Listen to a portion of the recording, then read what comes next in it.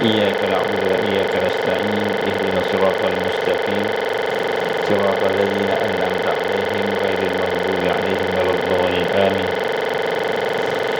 أعوذ بالله السميع العليم من الشيطان الرجيم. بسم الله الرحمن الرحيم.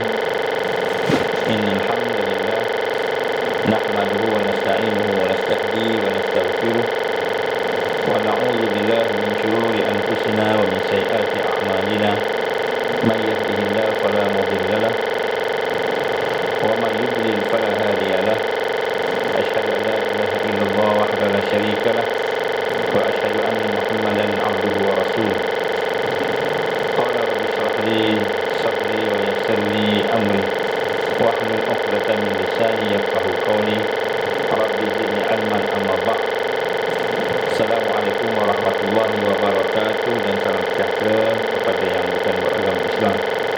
Alhamdulillah, pertama kita bersyukur kepada Allah Subhanahu wa taala. Dengan izin Allah kita diberikan kesempatan pada malam ini untuk sama-sama kita bertemu dalam satu majlis bersama-sama dengan sahabat-sahabat dan sahabiah kita dari Ansar Johor.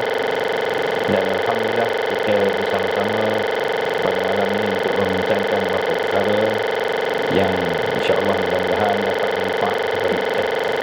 Mari sama-sama kita memulakan majlis kita dengan kita mentajwidkan syahadah kita, dan kita memperbaharui ikrar kita, janji kita kepada Allah Subhanahu Wa Taala, iaitu kita mengucap dua kalimah syahadah Allah.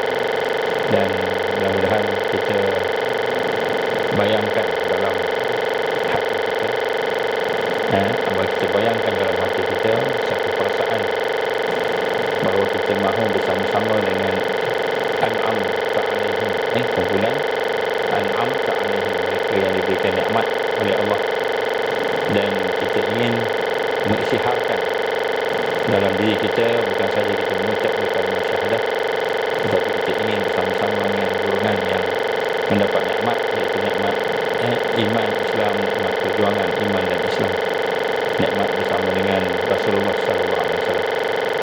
Dengan itu kita syahadah yang pertama, kita minta kepada Allah, mudah-mudahan ya Allah jadikanlah amalan kita ni amalan yang bertingkat imannya, bertingkat taat.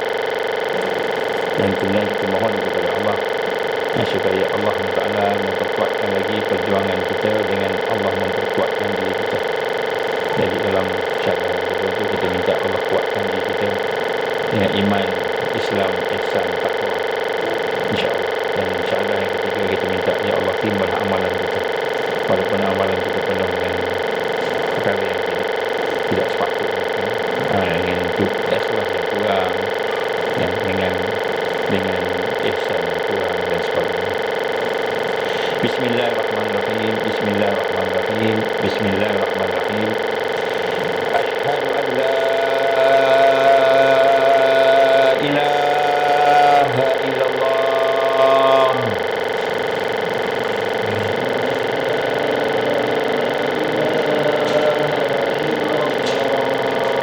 wa asyhadu anna Muhammadar Rasulullah. Asyhadu anna Muhammadar Rasulullah. Asyhadu an la ilaha illallah. Asyhadu an la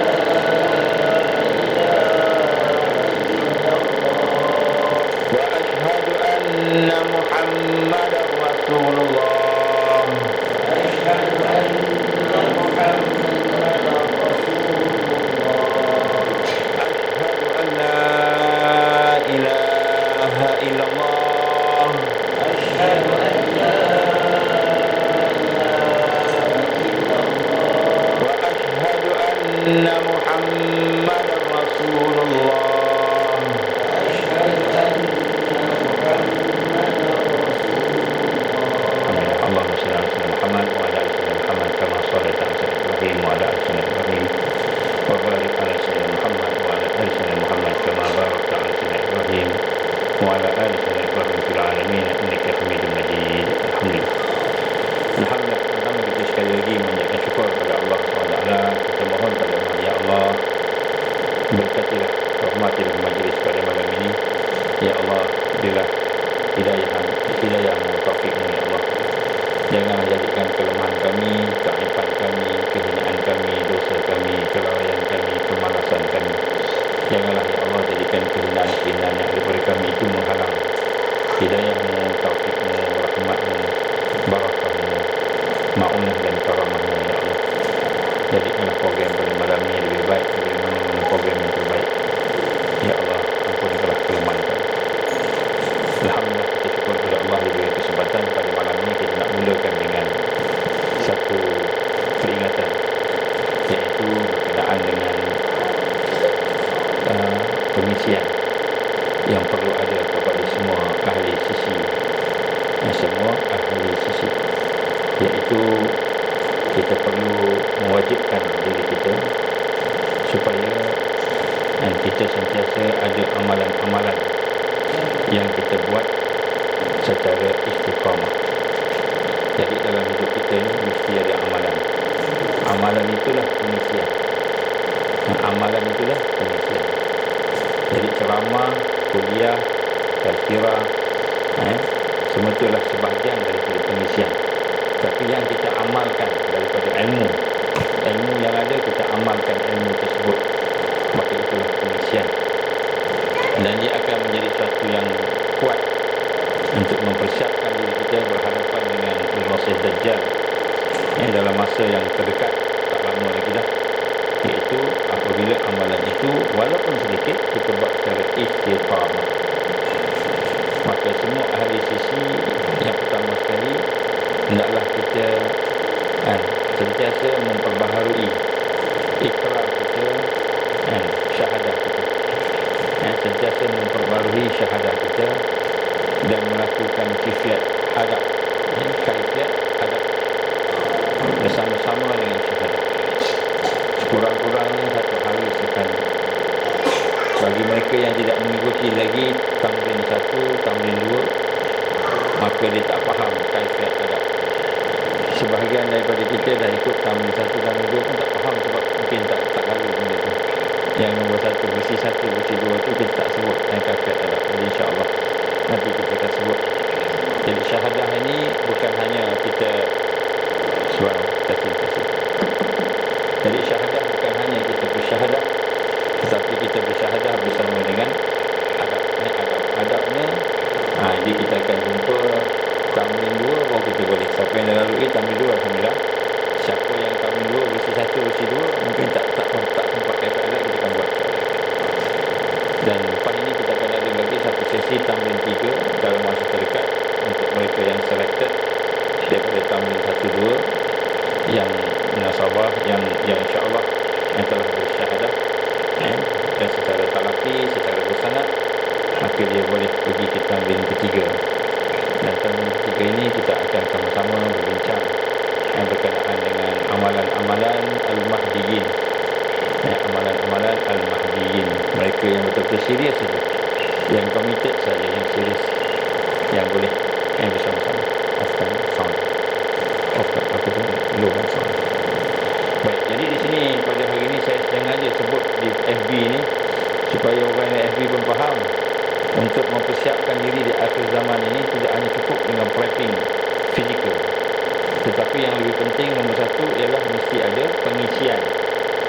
Inilah yang digambarkan oleh Rasul sallallahu alaihi wasallam, dan bagaimana dalam hadisnya, dan saya nak bacakan apa yang Allah SWT perintahkan kepada kita dalam surah Al-Imran ayat 186. A'udzu billahi minasyaitonir rajim. La tublawunna fi amwalikum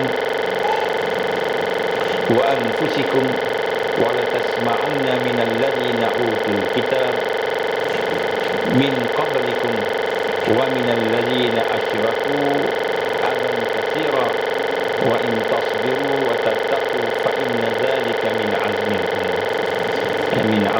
umur. Ini surah Al-Imran. Allah menggambarkan tentang fitnah. Demi sungguh-sungguh kamu pasti diuji pada harta benda dan diri kamu, dan sungguh-sungguh kamu akan mendengar daripada orang yang telah diberikan Alkitab sebelumnya, iaitu daripada orang-orang daripada Bani Israel, Nasara, Yahudi. dan juga daripada kalangan orang Islam sendiri yang diberi kitab. Ada di kalangan mereka yang mengikut Yahudi dan Nasara, di mana mereka akan menyatakan, dan juga orang-orang yang musyrik atau orang yang mensyirikkan Allah, banyak tuduhan-tuduhan dan cacian yang menyakitkan hati. Jadi antara fitnah di akhir zaman akan ada banyak tuduhan, cacian yang menyakitkan hati. Dalam pada itu, jika kamu bersabar, jika kamu bersabar dan bertakwa, maka sungguh-sungguh yang demikianlah dari perkara yang dikendaki, walaupun ini merupakan satu yang amat berat untuk dilakukan. Jadi rupa-rupanya semua fitnah, semua kesusahan di akhir zaman adalah merupakan satu ujian yang Allah timpakan kepada orang beriman untuk membuktikan keimanan dia. Dia boleh sabar tak? Dia boleh redha tak dengan apa yang Allah beri? Dia boleh bertakwa dengan fitnah yang menimpa kepadanya, yang boleh juga dengan sebab kedatangan ataupun dengan sebab tuduhan-tuduhan, cacian-cacian, fitnah oleh orang yang jahat tadi daripada ahli kitab dan juga orang yang musyrikin. Sebab itulah Allah SWT menggambarkan kepada kita bahawa hanya sedikit saja orang yang akan berjaya. Kenapa sedikit orang yang akan berjaya? Kerana orang itu tidak mempersiapkan imannya, tidak ada pengisian iman dan pengisian amal. Allah berfirman dalam surah Al-An'am ayat 158. Catat ayat ini. Al-An'am ayat 158. Yauma ya'ti ba'du ayat rabbik la yanfa'u nafsan imanuha lam takun amanat min qablu aw kasabat fi imaniha khaira. Sadaqallahul azim. Surah Al-An'am ayat 158. Kedatangan kepada kamu daripada tanda-tanda, tanda-tanda kebesaran Allah, daripada tanda-tanda hari kiamat, iaitu pada hari itu datangnya sebahagian daripada tanda-tanda Allah itu, dan tidak menjadi faedah, tidak menjadi manfaat. La yanfa'u nafsan imanuha, tidak menjadi manfaat iman mereka. Tidak menjadi manfaat seseorang itu iman mereka, yang seseorang itu tidak beriman sebelumnya. Maknanya sebelumnya dia tidak beriman, sebelumnya dia tak meningkatkan, mempersiapkan diri dia sebelum kedatangan tanda-tanda itu. Tanda apa? Tanda itu yang dimaksudkan ulama menggambarkan al-masih dajjal antaranya. Dan di mana digambarkan apabila dia tidak beriman sebelumnya, tidak meningkatkan iman, mengadakan pengisian iman sebelumnya, dan dia tidak berusaha untuk memperbaiki amalan tadi. Dihuraikan oleh Rasulullah sallallahu alaihi wasallam dan daripada Abu Hurairah radhiyallahu anhu, qala Rasulullah sallallahu alaihi wasallam, salatun idza kharajna la yanfa'u nafsan imanuha, salatun idza kharajna la yanfa'u nafsan imanuha lam takun amanat min qabl aw kasabat fi imaniha khaira. Tiga perkara yang apabila keluar tiga ini tidak akan memberi manfaat akan iman seseorang itu yang sebelumnya mereka tidak beriman, sebelumnya tidak diterbiah, dan juga sebelumnya tidak beramal, berusaha untuk kebaikan kepada iman tersebut. Maka perkara tersebut, yang tiga perkara itu ialah tulu'u syamsi min maghribiha, keluarnya, terbitnya matahari dari sebelah barat, wa khuruj dajjal, dan keluarnya dajjal, wa dabatul ard, dan keluarnya binatang yang melata iaitu dabatul ard. Jadi alhamdulillah tuan-tuan dan puan, sebut sini kita nak kena ada pengisian. Apa pengisian kita? Nombor satu, tajdid syahadah. Mesti sentiasa kita memperbaharui syahadah kita, iman kita.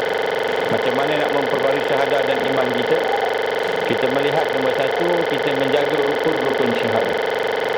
Rukun syahadah ni apa? Ada 4. Rukun syahadah ada 4. Yang pertama sekali, kita mentauhidkan zat Allah, dan kemudian kita mentauhidkan sifat dan nama Allah. Yang ketiga, kita mentauhidkan perbuatan Allah. Yang keempat, kita membenarkan risalah Rasulullah sallallahu alaihi wasallam, Al-Quran dan hadis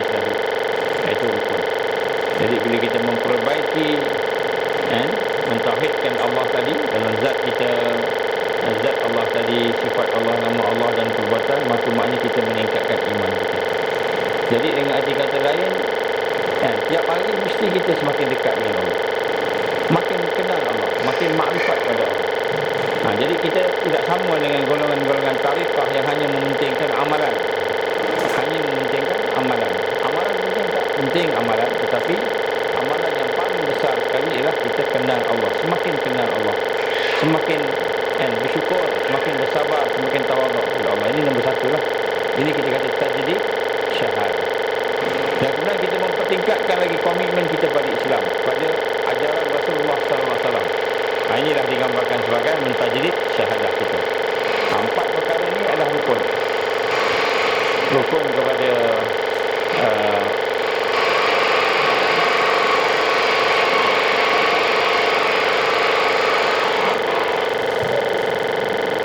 testing.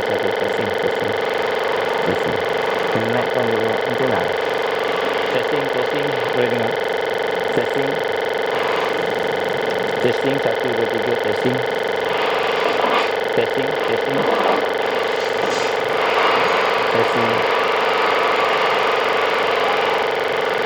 Kalau tak pakai ni boleh dengar. Boleh dengar tak pakai ni? Suara kualan lah. Boleh dengar? Boleh dengar. Baik, jadi pengisian yang pertama sekali ialah syahadah. Mesti wajib kita mentauhidkan syahadah. Bagi mereka yang tak faham syahadah ni, kena belajar. Kena belajar sifat Allah, kena belajar perbuatan Allah, kena belajar zat Allah, nak kenal Allah macam mana kita kena belajar. Dari situlah kita baru boleh nak mengenal Allah dan meningkatkan iman kita. Jadi mengenal Allah ni bukan hanya sekadar kita yang mengucapkan kalimah syahadah, tapi kita faham macam mana nak memproses syahadah kita.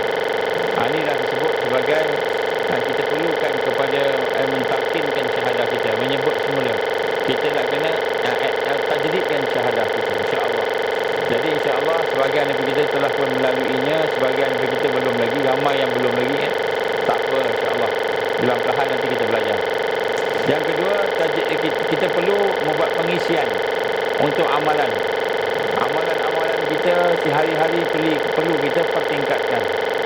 Dalam banyak amalan ini, mana-mana amalan antara dia ada dua amalan. Yang pertama amalan zahir dan amalan batin. Amalan zahir penting, tapi amalan batin dalam lebih penting daripada amalan zahir. Dua-duanya penting. Contoh solat. Solat itu penting. Wajib solat ni, fardu. Allah dah fardukan pada kita. Tetapi antara solat yang zahir dengan solat yang batin, dua-dua penting, dua-dua kena buat. Yang lebih penting ialah yang batin. Yang batin apanya?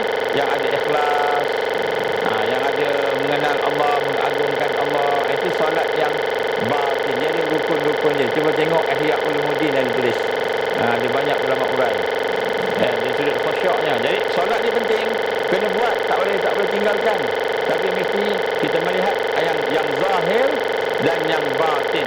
Yang mana lebih penting? Yang batin. Itu sebab amalan hati. Yang dua-dua kena buat, tapi amalan yang lebih penting ialah amalan batin. Jadi sebab tu kita perlu ada dua-dua. Boleh. Alhamdulillah. Baik, insya-Allah. Ini kok kecil. Jadi kita perlu memperkuatkan, memperkemaskan amalan-amalan syariat. Syariat ni apa yang Allah perintah. Yang wajib kena buat semua kena buat yang wajib. Jangan tinggal. Kalau ada tinggal, maknanya kita akan gagal nanti. Yang wajib buat semua. Buat semua macam mana? Buat semua semampu yang boleh.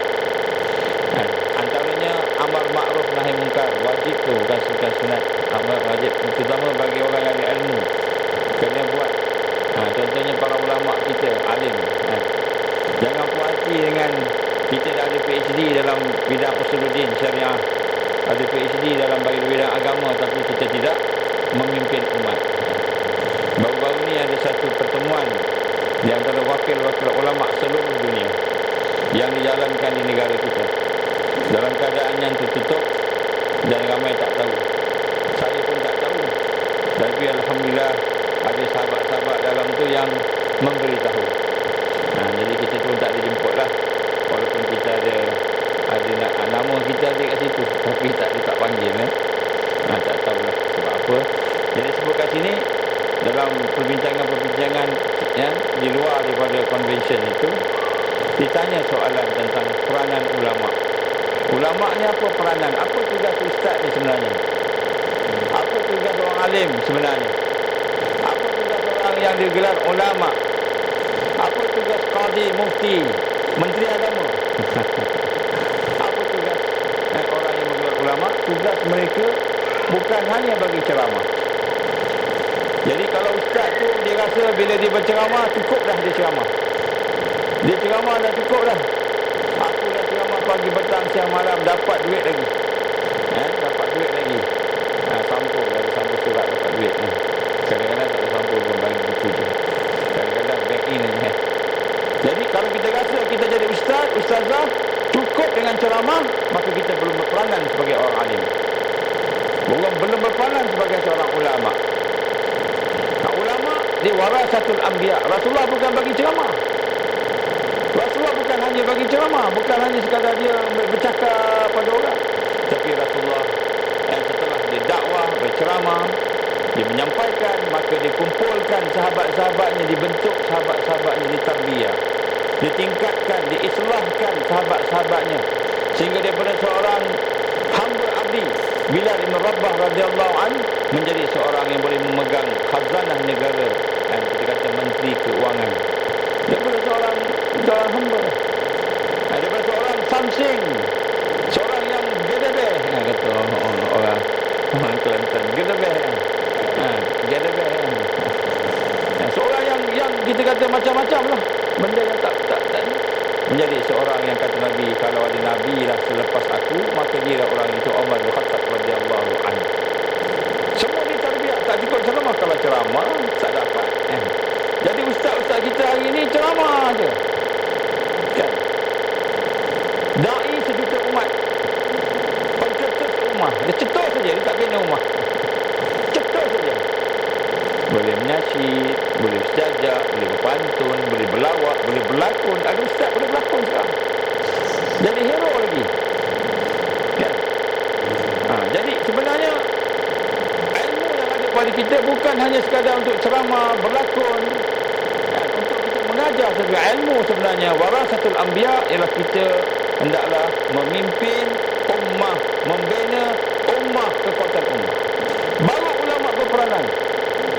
Kalau tidak, dia hanya jadi orang yang jalan tunduk, langgar tiang, terpijak jubah jatuh, sesembam, mengajar, tetapi dia tidak membina dan memimpin ummah. Bila dia tidak membina dan memimpin ummah, dia bukan warasatul anbiya. Dia hanyalah merupakan warasatul profesor, doktor yang ada di universiti, yang boleh bercakap, boleh berceramah, tapi tidak boleh membuat dan melaksanakan apa yang dicakap dan diceramahkan.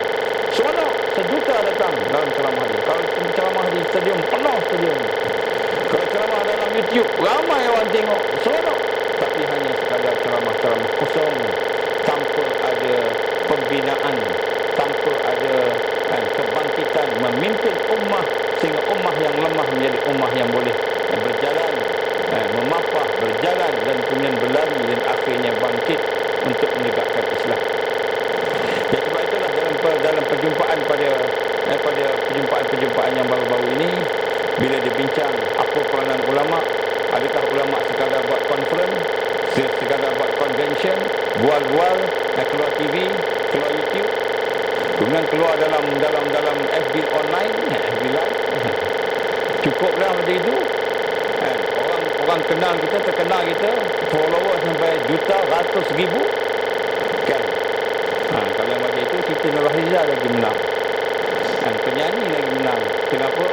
Dia lebih ramai yang follow dia.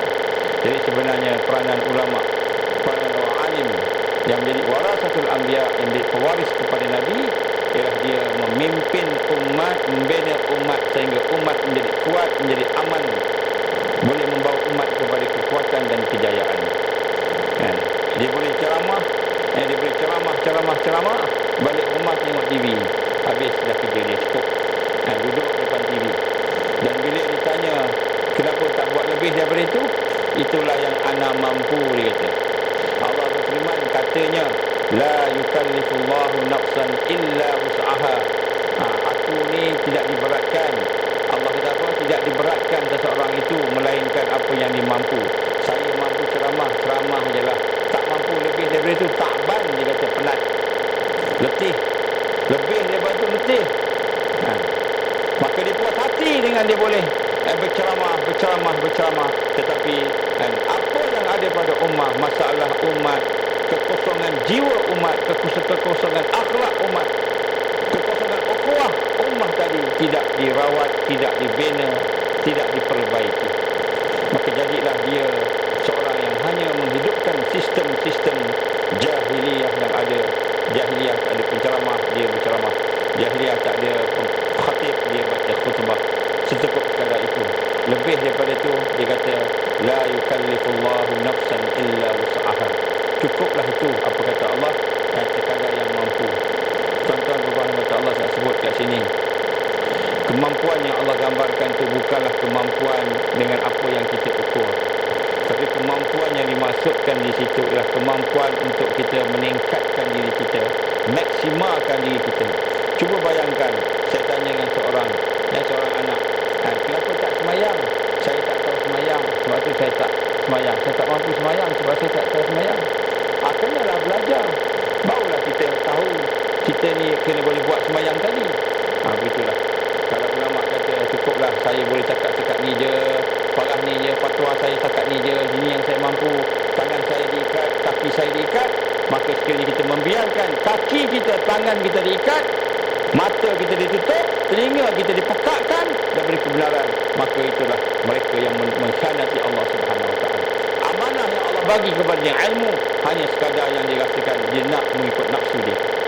Maka sebenarnya apa yang perlu dibuat ialah dia mesti memaksimalkan kemampuan dia, sehingga barulah digambarkan Allah akan menghukum dia ataupun menilai dia sekadar kemampuan dia. La yukallifullahu nafsan illa wus'aha.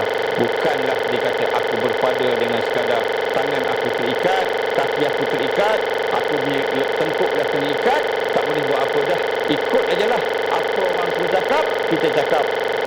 Apa orang suruh buat, kita buat, tanpa kita mencuba membongkar, meleraikan, membuang ikatan-ikatan yang ada pada tangan kita, pada kaki kita. Samalah macam anak kita yang kita minta suruh semayang, dia kata saya tak pandai semayang, saya tak wajib semayang, tak boleh semayang kerana saya tak pandai. Dan kita pun cakap dengan dia, kamu belajarlah, kena belajar. Ini yang hakikat berlaku. Saya nak cuba tuan-tuan tengok, selain daripada Palestin, selain daripada yang berlaku kepada sebahagian jamaah kepada ikhwan dan muslimin yang berada di Mesir, Hamas ataupun perjuangan di Palestin, begitu juga sebahagian daripada negara-negara yang bergolak. Selain daripada itu, pernah tak kita dengar ulama-ulama yang bangkit membina dan memimpin umat sehingga syahid pada jalan Allah dalam masa 70 tahun yang belakang? Kita akan dapati hampir tak ada, kerana majoriti ulama berpada dengan ayat la yukallifullahu nafsan illa wus'aha. Oleh sebab itulah kita wajib sama-sama bangkit untuk kita melihat kepada umat. Suatu pengisian yang penting bukan hanya sekadar ceramah dan mendengar ceramah, tapi pengisian adalah kita melaksanakan amal. Apa yang kita tahu wajib kita lakukan dan wajib kita tingkatkan, barulah kita menjadi seorang yang boleh membawa kekuatan kepada umat. Kalau tidak, kita hanya makan gaji, dapat visa, dapat allowance, dapat pencen dan sebagainya, tetapi kita tidak melaksanakan amanah yang diberikan oleh Allah kepada kita. Akan berlaku satu hari nanti, kita akan berdepan dengan Allah seorang-seorang. Masa itu semua ilmu yang kita belajar akan ditanya oleh Allah. Semua ilmu yang kita belajar akan Allah tanya. Semua masalah yang berlaku pada umat yang kita tak selesaikan, yang kita biarkan, akan Allah tanya. Kenapa hamba-hamba aku, anak-anak murtad pada zaman kau menjadi alim, menjadi ulama, tetapi engkau hanya membiarkan saya? Ramai anak-anak kita murtad, ramai anak-anak kita tak sembahyang. Oleh sebab itu tuan-tuan dan puan, mari sama-sama kita membina kekuatan diri kita, kerana apa yang berlaku di hadapan kita, bahawa kita sedang diserang dan kita sedang berperang, cuma kita tak faham akan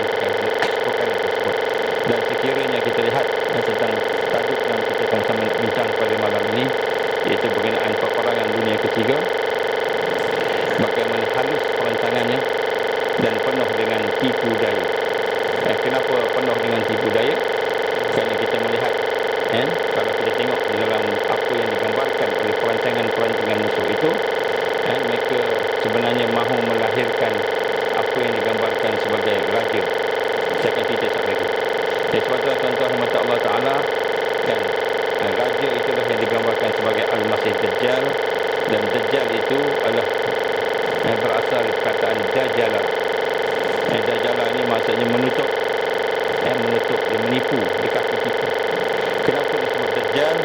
Kerana dia adalah pembohong yang menutupi kebenaran. Dia tutup kebenaran dengan kepalsuan. Dia menutup sesuatu yang ada di muka bumi ini dengan sesuatu yang besar, yang hebat, tetapi rupa-rupanya kekufuran. Manusia tak nampak yang kufur tu, dia tak nampak. Tersebar, menutup di seluruh dunia ini. Di Dajjal ini maksudnya ialah bahasa menutup akan sesuatu. Juga Dajjal ini sifatnya ialah bersebab al-kazib. Kazib ni apa? Dia mendusta, pendusta, menyembunyikan sesuatu. Dan inilah yang digambarkan sebagai satu yang juga datang daripada satu acuan sirah yang disebut sebagai fa'ala. Fa'ala ini juga disebut melampau, mubalaghah yang menyebutkan dia melampau. Dia buat satu yang melampau-lampau. Dia buat satu yang melampau-lampau. Siapa ejen Dajjal? Kalau MLM ada ejen. Kalau company ada ejen. Siapa ejen Dajjal? Ejen Dajjal antaranya ialah ulama dunia atau ulama usul. Sebab itulah saya mulakan tadi dengan saya menyentuh sikit tentang perbincangan di kalangan ulama, sehingga Syekh Qaradawi sebut antara pimpinan ulama, pertubuhan ulama sedunia, kata apa, dan aku menyesal dengan segala masa-masa aku, detik-detik aku, ataupun saat-saat aku tidak membantu umat, memimpin umat. Aku menyesal. Dia sebut dalam perbincangan tersebut. Maka digambarkan Rasulullah sallallahu alaihi wasallam, kata hadis yang diriwayatkan Imam Ahmad, apa kata Rasul sallallahu alaihi wasallam, tidak ada fitnah yang paling besar yang terjadi di antara rentang waktu penciptaan Adam sehingga hari kiamat melainkan fitnah besarnya fitnah Al-Masih Dajjal.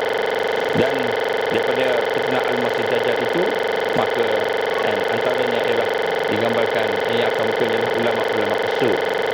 Maka di sini saya nak sampaikan kepada tuan-tuan sebagai mukadimah kepada penyampaian kita pada hari ini, iaitu kita ingin sama-sama melihat pesanan Rasul sallallahu alaihi wasallam. Rasul kata apa? Macam mana nak selamat? Rasul berwasiat kepada kita. Yang pertama, hendaklah kamu bertakwa kepada Allah, dan kemudian hendaklah kamu dengar dan taat kepada seorang pemimpin yang bertakwa, walaupun yang memimpin kamu itu adalah daripada bangsa hamba, orang yang tidak ada apa-apa kedudukannya. Kerana apa? Kerana akan sampai pada satu saat, pada hari-hari itu akan melihat banyak perselisihan. Maka hendaklah kamu berpegang dengan sunnahku dan sunnah para khalifah al-Rasyidin al-Mahdiyin, dan gigitlah sunnah itu sehingga dengan geraham-geraham kaki kamu, dengan geraham gigi kamu. Dan di sini kita lihat bagaimana Rasul SAW telah menyatakan kepada kita bagaimana kita ini kena faham bahawa kita akan berhadapan dengan perselisihan yang banyak. Dan sebab itulah saya nak gambarkan kat sini bahawa peperangan dunia ketiga yang sedang berlaku, dia bukan datang macam gitu. Dia bukan datang secara ad hoc, tapi dia datang secara ada perancangan. Perancangan yang hebat. Dan perancangan yang hebat itu pula ada di belakangnya itu Al-Masih Dajjal. Al-Masih Dajjal. Dan sebab itu hari ini kita lihat dalam sidang media yang dibuat oleh Menteri Kesihatan kita baru tadilah dibuat. Maka dia kata tentang apa? Dia kata antaranya lah disebut tentang IHR. IHR, International Health Regulation. Dia kata apa? Dia kata KJ kita, bukan KJ kita lah, KJ Kementerian Kesihatan. Dia kata IHR masih dalam rundingan dan perbincangan. Dia kata masih berunding, maknanya dia tak tanda tangan lagi lah. Kalau dia tipu, dia tanda tangan juga, tahulah kita macam mana khianatnya dia. Maka dia kata IHR ini masih dalam rundingan masih lagi perbincangan, maka katanya ada kelemahan-kelemahan yang telah dikenal pasti. Jadi alhamdulillah sedar juga rupa-rupanya pimpinan-pimpinan WHO itu rupa-rupanya apa yang dia nak pinda itu ada kelemahan yang telah dikenal pasti. Alhamdulillah. Jadi kita dah beritahu dah beberapa kelemahan-kelemahan tu, dan kemudian dikata walau bagaimanapun Malaysia sokong untuk melihat semula IHR. Jadi Malaysia nak tengok baliklah IHR ni, dia sokong. Cumanya dikata banyak kelemahan-kelemahan yang ada di sana yang perlu dilihat semula, dan pindaan tersebut kena dilihat oleh semua pihak. Semua pihak alhamdulillah dimasukkan NGO sekali. Jadi lepas ni kita boleh tengoklah IHR ni secara langsung. Semua pihak kena lihat, dia kata. Dan dikata Amerika dan Rusia ada cadangan terhadap IHR. Amerika pun ada pindaan, Rusia pun ada pindaan, masih belum ada perkara yang dimutamatkan setakat ini. Alhamdulillah, ini berita yang baik. Jadi kebimbangan kita yang akan ada berlaku tanda tangan dan persetujuan daripada Malaysia berkenaan pindaan-pindaan IHR itu, dan alhamdulillah tidak berlaku. Kenapa? Sebenarnya tidak ada mandat lagi daripada pihak kabinet tak bagi mandat lagi. Bila kabinet tak bagi mandat, tak boleh sign lah. Dan setelah dilihat dan telah kita bagikan pandangan-pandangan kita dari NGO, sebab ahli parlimen tak ada bagi pandangan pun. Ada dengar bagi mana-mana cerita pasal IHR, ada dengar. Setakat ni saya tak dengar. Tapi alhamdulillah NGO kita, NGO kecil-kecil ni yang cakap IHR ni apa, akhirnya dapat sampailah kepada mereka. Dan alhamdulillah ni kejayaan yang Allah izin berlaku kepada kita semua. Allah telah mengizinkan doa-doa kita, IHR tidak ditandatangani oleh KJ. Ini dia cakap yang cakap dengan buat belum tahu. Tengok ni macam mana. Jadi dia kata tak ditandatangani, dan dia kata dia akan melihat semula apa yang ada, kerana dia bersangkutan dengan isu-isu kedaulatan negara. Alhamdulillah. Jadi kita mendengar ucapan-ucapan dia tadi, kita rasa satu kejayaan kepada negara kita. Lebih daripada dapat pingat emas je lah. Di Sultansi Sultansi dapat pingat emas, kita gembira. Tapi yang gembira tu seorang tu yang dapat tu, lain tumpang gembira. Yang ni memang gembira, semua orang gembira. Kenapa? Dia telah melaksanakan satu perkara yang bertanggungjawab. Cumanya di dalam ucapan dia ada sebut satu perkataan. Perkataan ni saya nak ulas sikit. Apa perkataannya? Dia kata we have to build back better plan. Build back better plan. Jadi apa benda yang build back better ni? Build back better plan. Jadi build back better plan ataupun build back better agenda ini adalah satu ucapan yang dimulakan oleh Presiden Joe Biden. Joe Biden bukan orang Melayu, orang Amerika. Namanya Biden, tapi nama Biden tu dia tiru je agaknya. Jadi dia telah berucap pada tahun 2021 berkenaan dengan, dia kata kita kena, we need to build back better plan. Build back, build ni membina semula satu perancangan yang baru. Dan bila kita tengok, bukan dia saja rupanya orang berucap, ramai berucap, termasuklah Prince Charles berucap, banyak orang berucap.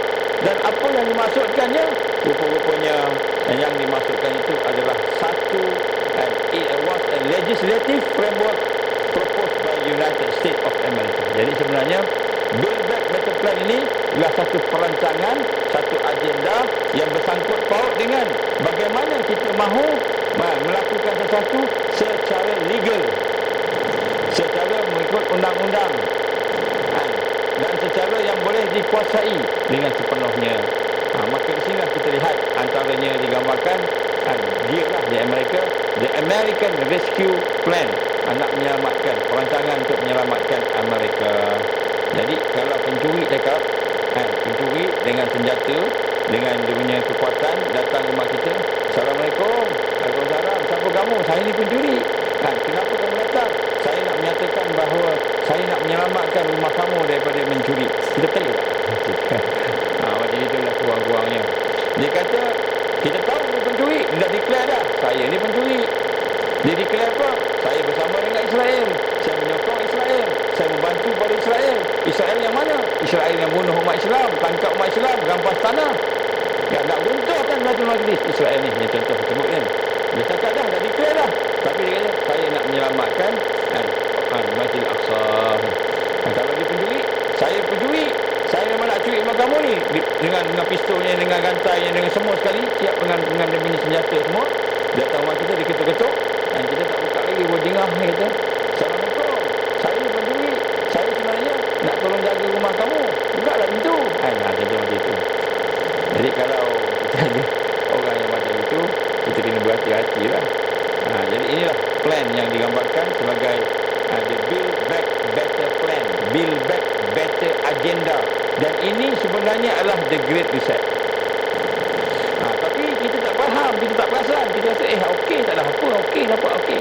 Rupa-rupanya dia ada perancangan. Macam mana mereka menipu kita, tuan-tuan? Saya nak sebut satu-satu. Saya sebut satu-satu sebenarnya. Dia mempunyai satu perancangan yang hebat yang saya nak bacakan kat sini berkenaan dengan apa yang telah mereka sebut, apa yang mereka kata. Macam mana mereka melakukan perancangan-perancangan ini sehingga peperangan kita tak nampak sebagai satu peperangan. Yang pertama sekali, tuan-tuan dan puan-puan Allah, perancangan mereka, plan mereka, strategi mereka ialah membina kumpulan-kumpulan rahsia. Secret society, itu nombor satu. Sebab tu disebut secret society. Apa secret society ni? Contohnya the Illuminati, the House of Rothschild, Freemasonry, kemudian bentuk the German Union, the French Revolution, Pi Beta Kappa, Skull and Bones, dan banyak lagi lah. Committee 300, Trilateral Commission, Bilderberg dan sebagainya, banyak lagi.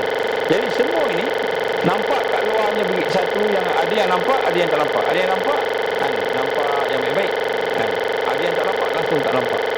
Jadi nak sebut kat sini, nombor satu, mereka telah menggunakan kumpulan-kumpulan secret society. Sebab itulah ramai tak perasan yang kita ni sedang berhadapan dengan apa yang digambarkan sebagai serangan-serangan. Kita tak perasan, kita ingat okey.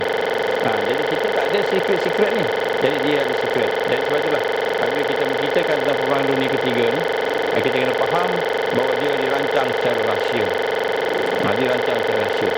Contoh, kalaulah seorang tu pencuri, dia nak curi rumah kita, datang rumah kita siang elok, raya, kami datang nak raya, makan apa sebagainya, minum semua, tiba-tiba dia tengok rumah kita kat mana alamnya, kat mana tingkapnya, kat mana sebagainya. Kemudian niat dia nak datang malam untuk nak curi rumah kita. Adakah dia akan isytiharkan, sebenarnya saya datang ke rumah tuan ni, saya nak curi rumah tuan malam nanti? Ada tak? Tak ada, dia takkan cakapnya kan. Itu perancangan secret. Jadi juga bila nak menghancurkan umat kita, maka dia juga akan melakukan secara tersembunyi. Itu nombor satu. Nombor dua, yang menyebabkan kita tak perasan tipu daya dia ialah apabila dia merancang untuk bermula dengan menguasai keuangan dan ekonomi, menguasai finance. Dari sinilah mereka telah bermula dengan untuk nak menguasai, disebut monetary control. Monetary control. Kenapa? Kerana sistem keuangan itulah yang akan menguasai satu-satu negara itu. Contoh yang disebut oleh Napoleon. Napoleon kata apa? Apabila satu kerajaan itu telah meminjam bank, bergantung kepada bank, maka mereka tidak lagi menjadi pemimpin kepada kerajaan tersebut. Ini Napoleon sebut. Bila seseorang telah meminjam kepada bank, kerajaan itu meminjam, maka dia bukan lagi pemimpin kepada kerajaan tersebut. Maka kerana tangannya telah duduk di bawah kepada tangan mereka yang memberikan bantuan keuangan tadi. Maka tanpa patriotism, dah tak ada dah patriotism dia, tanpa desensi, dah tak ada malu dah. Ini Napoleon sebut. Apa kata Napoleon? Kalau seseorang sudah pinjam, dia meminjam, maka pada ketika itu dia dah bukan lagi memimpin apa yang dipinjam tadi. Jadi kalau negara kita ni duduk di bawah pinjaman, maka kita tidak akan dapat memimpin negara dengan betul, kerana di situ ada tangan-tangan lain yang lebih tinggi daripada kita dari sudut cengkaman-cengkaman tadi. Maka sebab itulah kata Karl Marx pula. Ini Karl Marx cakap apa? The Communist Manifesto, dia kata apa dalam Communist Manifesto? Dia kata money plays the largest part in determining the cost of history. Jadi dia kata kan, duit itu adalah merupakan satu yang paling besar dalam menentukan hala tuju sejarah yang ada di dunia ini. Jadi sebab itu mereka rancang kontrol monetary system. Setelah mereka mengadakan kelompok-kelompok secret society tadi, maka mereka pun mengumpul dan membuat satu sistem untuk menguasai ekonomi dan finance kan. Dan inilah antara apa yang digambarkan oleh Rothschild juga. Rothschild juga telah menyatakan bagaimana apabila kita telah kontrol duit mereka, kita yang cetak duit, kita yang bagi pinjam kat dia, kita yang kontrol duit mereka, maka sebenarnya you basically control everything else kan. Jadi Rothschild kata apa? When you control the money, you are basically control everything else. Jadi kita ingat tak apa, kita pun mainlah forex, mainlah saham, kita pergilah bitcoin, kita ingat tak ada orang tu, tidak ada orang yang kontrol. Maka Rothschild sebut, kalau kamu kontrol duit, maka monetary system, maka kamu telah kontrol segala-galanya. Sebab itulah dia kata political kan, orang yang politik merancang, maka mereka tidak akan dapat ke mana-mana, dan mereka akan dipegang, diikat, digenggam dengan financial structure of the world. Inilah semuanya perancangan. Sebab itu kita tengok ekonomi ini dipegang dulu. Dia pastikan ekonomi pegang dulu. Sebab itulah kita lihat bagaimana yang digambarkan oleh sejarah. Kita tengok sejarah bagaimana negara-negara yang ada di dunia ini dan bagaimana mereka telah memulakan dengan ekonomi. Ada banyak panjanglah cerita kat sini, tapi kita tak ada masa saya sebut dan keuangan. Dan sekarang ni kita juga sedang diambang untuk dikuasai keuangan, bukan negara lagi, dunia. Dan dengan menguasai secara 100%. Jadi lepas ni kita tak ada dah duit ringgit, duit US, tak ada dah. Dia semua digital. Digital ni dia akan kontrol 100%. Jadi bila dia kontrol keuangan, dia kontrol kehidupan. Ini dia sudut asbab dunia tadi. Kemudian selepas itu, yang ketiga, apa plan dia? Yang ketiga ialah dikata setelah kita kontrol ekonomi dia, kontrol keuangan dia, macam mana dia berniaga, macam dia trading, macam dia finance dan sebagainya, maka lepas itu dia akan menggabungkan, bringing the world together, menggabungkan dunia melalui mencipta masalah dan mencipta solusi. Dia buat masalah, dia buat solusi. Nabi kata apa? 90%, 9/10 daripada rezeki itu ada pada perniagaan, betul? Lebih kurang jauh. Jadi bayangkan 9/10 rezeki itu ada pada perniagaan. Yang 9 tu dia dah kontrol. Satu aja belum lagi. Apa satu lagi ni? Yang satu ni ialah kita nak guna emas ke, nak guna barter trade ke, tukar sama suka ke, guna dinar ke, guna dirham ke, guna apa tu, itu satu. 9 dia dah kontrol, sekarang dia nak kontrol 10/10. Semua. Bila dia kontrol semua sekali, maka punca rezeki tadi seolah-olahnya dia dah tutup daripada orang lain. Ini yang digambarkan oleh Karl Marx tadi, digambarkan oleh Rothschild dalam ucapan-ucapan dia. Jadi bila dia dah kontrol duit itu dan sebagainya, maka planning yang ketiga ialah dia akan menggabungkan dunia kerana nak menyelesaikan masalah. Dia akan mencipta problem dan kemudian lepas itu dia akan paksa orang ikut problem tersebut dengan penyelesaian yang dibuat. Dia buat masalah, dia buat penyelesaian. Penyelesaian itu of course lah untuk kebaikan dia sendiri kan. Maka antaranya mereka telah menyebabkan berlakunya peperangan dunia yang pertama. Tengok peperangan dunia pertama, tengok sikit. Ini nak sebut peperangan dunia pertama, kedua dan ketiga ni dia berlaku secara tipu daya kan. Maka World War yang pertama bermula 1914 sehingga 1915. Maka pada masa itu bila berlaku peperangan, maka kerajaan-kerajaan rasa apa? Kita nak perang macam mana? Kita tak ada senjata, tak ada kekuatan tentera dan sebagainya. Maka kita kena beli senjata, kita kena beli kekuatan peralatan. Maka Amerika pun meminjamkan duit pada France, meminjamkan duit pada Great Britain, 500 juta. Pada masa itu 500 juta besar lah dulu dan kemudian melalui bank-bank yang ada. Dan selepas itu total loan jadi 750 juta daripada 500, kemudian meningkat sehinggalah jadi 3 bilion, 6 bilion, dan akhirnya mereka terperangkap dengan hutang. Jadi negara-negara yang berperang semuanya yang besar-besar tu terperangkap dengan hutang. Jadi sebenarnya dia perang ni nak create hutang. Perang ni nak create hutang. Ini antara perkara yang dibuatlah. Dan kita lihat di dalam peperangan dunia pertama, contohnya Rockefeller, dia telah untung daripada peperangan itu 200 juta dolar. Daripada itu dia untung 200 juta dolar. 200 juta dolar dulu bukan sekarang. Baik. Jadi kita lihatlah, maka negara-negara mulalah dalam keadaan tertindak, tertekan dengan kewangan dan sebagainya. Maka di situlah berlakunya tycoon, toke-toke, kita kata syarikat-syarikat mula menguasai sebuah negara. Ini peperangan dunia pertama, peperangan dunia kedua, dan sekarang peperangan dunia ketiga kita melihat.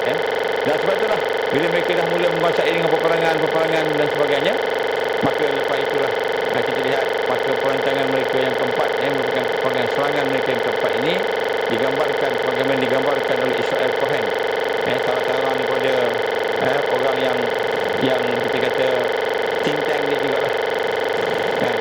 Apa dia kata, we must realize that our party most powerful weapon is racial tension. Jadi senjata mereka yang paling kuat sekali ialah perbezaan peperangan di antara racial, antara apa? Bangsa, etnik, bangsa. Jadi dia kata apa? Oleh itu dia kata untuk kita kontrol negara-negara ni sebagainya, maka peperangan untuk peperangan serangan tadi ialah dengan dia memecah belahkan kaum yang ada. Ini contoh di Amerika antara orang white dengan negro. Kalau di sana. Jadi maka mereka pun buatlah perancangan-perancangan, akhirnya berlakulah gerakan-gerakan yang memecah belahkan antara kaum dan bangsa. Sebab itu tuan-tuan, mungkin setelah digital currency berada di dalam negara kita ini, setelah mula secara 100%, maka selepas itu akan berlakulah mungkin berlaku pergaduhan antara kaum. Jadi pergaduhan antara kaum, pergaduhan antara puak adalah antara senjata-senjata utama di dalam peperangan dunia. Jadi peperangan dunia ketiga ni dia akan mengakibatkan dia. Sebab itu tuan-tuan, kita expect tak lama lagi kemungkinan besar akan berlaku apa yang digambarkan sebagai peperangan sesama kita. China lawan Melayu, Melayu lawan India, Melayu lawan China, India lawan China dan sebagainya. Jadi sebab itulah tuan-tuan rahmat Allah, antara perkara yang kita jangkakan pada hari ini ialah akan berlaku pertumpahan darah dan sebagainya di kalangan bangsa. Inilah perkara yang perlu kita faham. Jadi bila digital dah kontrol esok, ekonomi kita dah dimula kontrol, maka lepas tu akan berlaku perselisihan faham, bukan saja antara kaum tetapi juga antara sesama kita pun, insya-Allah. Jadi kemudian selepas daripada itu, apakah yang akan berlaku? Selepas daripada itu saya cuba singkatkan di sini, saya tak panjang-panjang sangat, iaitu berlaku pula apa yang mereka gambarkan, program demi program, protokol demi protokol. Contohnya perkara-perkara yang mereka nak buat untuk melicinkan perancangan tadi, maka mereka pun telah menjalankan atau melaksanakan protokol Zionis, protokol Zionis. Tetapi bila kita study betul-betul daripada apakah kesudahan protokol perancangan jahat mereka di belakang tadi, tuan-tuan dan puan, jangan terkejut. Dalam protokol-protokol yang ada, bila kita gabungkan protokol Albert Zionis contohnya, yang mana digunakan untuk nak menjadi arahan instruction kepada missionary dia, kita tengok apa dia tulis. Protocol number 3 state, when the hour strike for our sovereign Lord of all the world to be crowned, it is this hand which will sweep away everything that might be hindrance thereto. Sebab apa dia kata apa, akan sampai satu waktu when the hour strike, bila sampai satu waktu itu, maka kedaulatan raja dia yang akan dimahkotakan, iaitu raja seluruh dunia, dan itulah yang akan membuang semua yang digambarkan sebagai penghalang-penghalang yang ada di hadapan mereka. Jadi dalam protokol-protokol itu menggambarkan perancangan mereka ini sebenarnya selepas daripada kesusahan demi kesusahan demi kepayahan tadi, maka dia kata akan ada satu kepimpinan dan raja yang menguasai dunia. Sebagaimana protokol Zionis sebut pada yang nombor 15 disebut, when the king of Israel, Dajjal, and set upon his sacred head the crown offered to him by Europe, he will become the patriarch of the world. Jadi disebut sini habis daripada ekonomi diserang. Sebelum tu dah penyakit dan sebagainya diserang. Lepas tu orang-orang dipecah-pecahkan, bergaduh sama kita, mazhab-mazhab bergaduh, Syiah Sunni bergaduh, sama-sama Sunni bergaduh, sama-sama Aswaja bergaduh, sama bangsa bergaduh. Maka selepas itu dia kata the next one adalah dia akan tabarkan, ada satu pertabaran yang berlaku sehingga akan keluarlah raja-raja mereka. Maka sebab itulah disebut kat sini mereka telah merancang peperangan-peperangannya. Antaranya mereka telah merancang untuk menegakkan raja tadi. Mereka telah merancang peperangan dunia pertama yang kemudian peperangan dunia kedua. Peperangan dunia kedua, apa yang mereka rancang, ini nak sebut sini. Contohnya ialah the rise of Hitler. Hitler. Jadi disebutkan sini berkenaan bagaimana Adolf Hitler itu yang lahir pada 1889 hingga 1945 itu sebenarnya adalah merupakan orang Austria. Hitler ni orang Austria. Dia telah lari, dia pergi ke Jerman. Sebab apa? Dia tak mahu masuk askar. Tetapi dia dah ditangkap dan dibawa balik ke Jerman semula pada tahun 1914, dan kemudian dia telah dimasukkan tentera nak supaya pergi ikut perang dunia pertama 1914. Kemudian di dalam report dia, dalam file dia, kita tengok tentang Hitler. Hitler kita ingat benci sangat dengan Yahudi, benci sangat dengan sehingga dia bunuh 6 juta orang lebih kurang. Jadi kita tengok apa yang dilakukan Hitler ni. Tengok nak sebut yang benda-benda yang tersirat yang kita tak nampak. Kita ingat Hitler ni baiklah apa sebagainya. Jadi rupanya Hitler ni adalah merupakan salah seorang yang dirancang oleh secret society tadi, Illuminati. Pada tahun 1914 bila dia ditangkap untuk nak supaya berkhidmat dengan Austria menjadi tentera, maka telah keluar satu laporan. Apa dia? Hitler ni seorang unfit for military. Dia tidak kuat untuk menjadi tentera, tidak layak ataupun auxiliary service ataupun perkhidmatan awam tentera. Too weak, terlalu lemah, incapable of bearing arms, tak mampu nak angkat senjata. Jadi Hitler ni dalam laporannya nak angkat senapang pun tak mampu, tak kuat. Inilah orang yang dipilih oleh Illuminati untuk menjadi seorang yang kan mencapai goal ataupun objektif mereka. Dan dia telah disusun as a puppet of the Illuminati. He was used to set the stage for the conflict, sehingga dia menjadi orang yang menjadi punca kepada perang dunia kedua, dan sehingga akhirnya telah menyebabkan tertubuhnya United Nations. United Nations. Jadi Turki Hitler telah menjadi puppet kepada mereka. A major step. Jadi United Nations ini adalah satu major step toward one world government,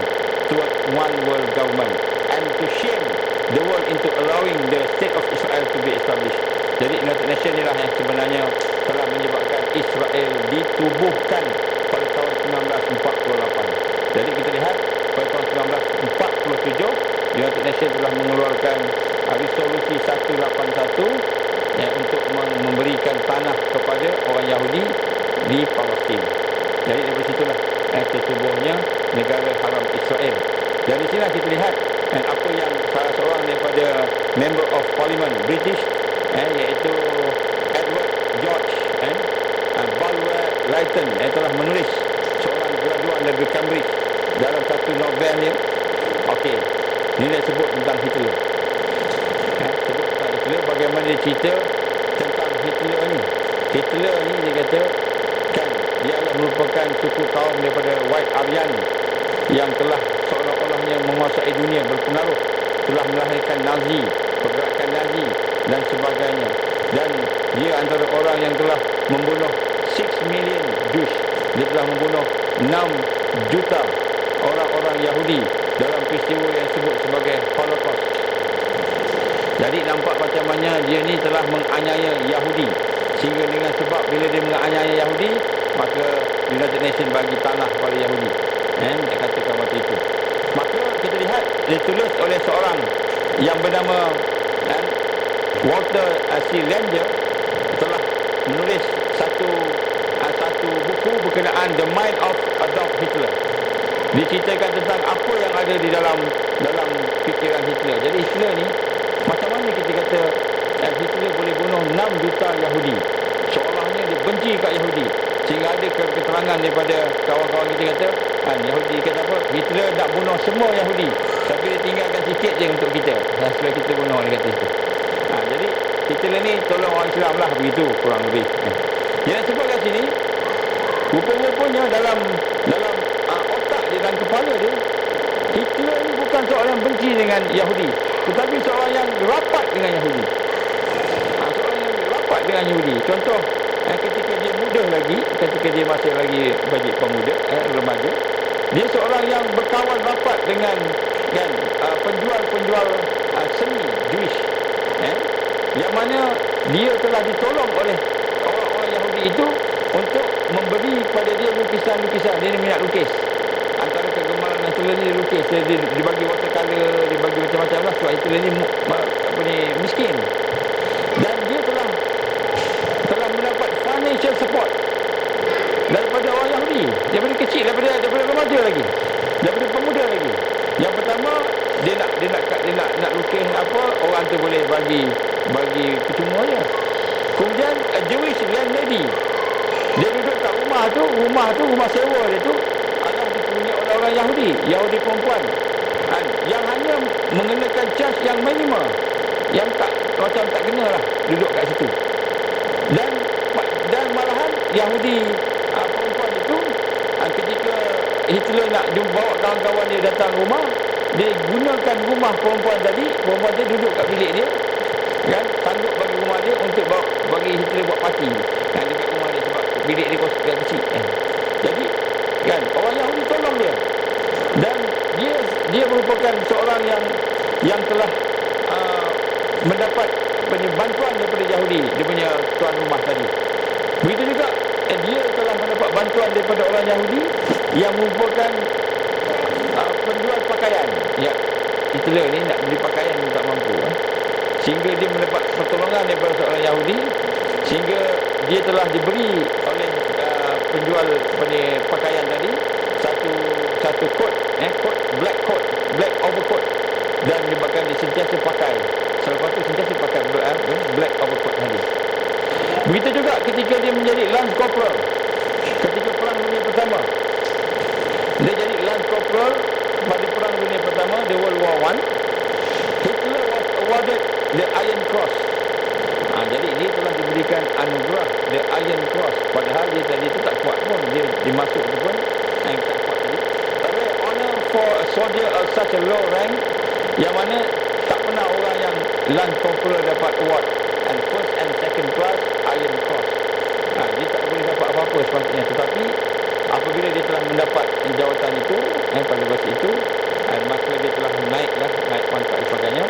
Dan bila tengok siapakah yang memberikan jawatan-jawatan tinggi tadi supaya dia naik tadi, iaitu seorang General Regiment Adjutant, iaitu Hugo Tuchman, seorang Yahudi. Jadi yang naikkan dia pangkat dalam tentera pun seorang Yahudi juga.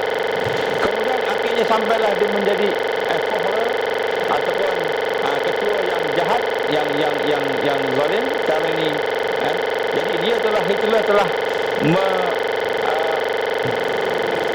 hired a Jewish maid.